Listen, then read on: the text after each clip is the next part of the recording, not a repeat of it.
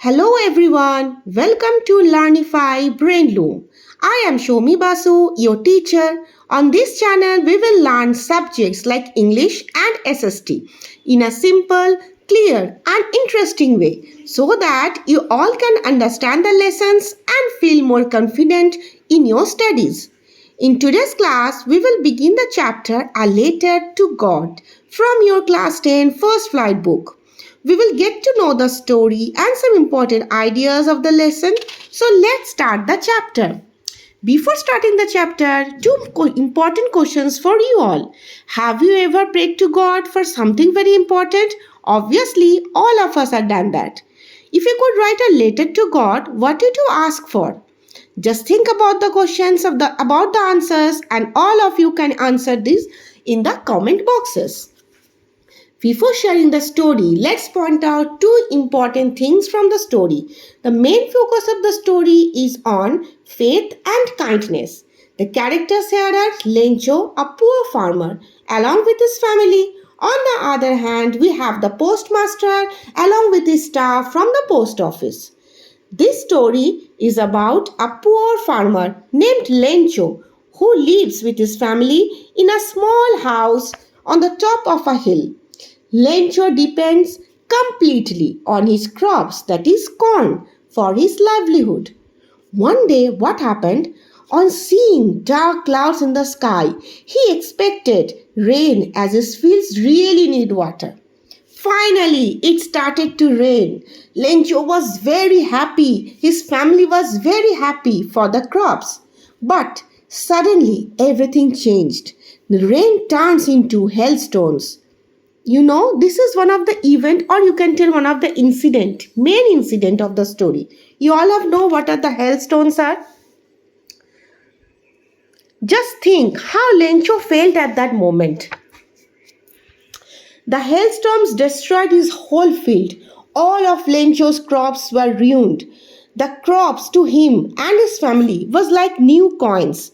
The big drops are 10-cent pieces and the little ones are 5s. It means the big drops of rain are more valuable, then they will help the crops to grow. The small ones are still useful but less valuable to the bigger raindrops. Raindrops are precious as money for a farmer.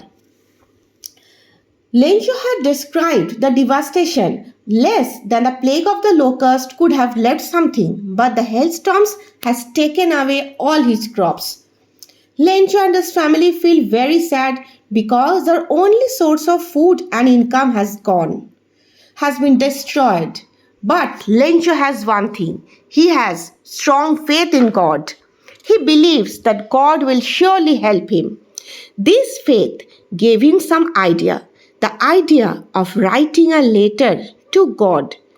In the letter, he asks God to send him 100 pesos.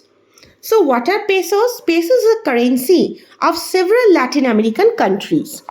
So he wanted 100 pesos. Why? Because with 100 pesos he can survive and sow his fields again.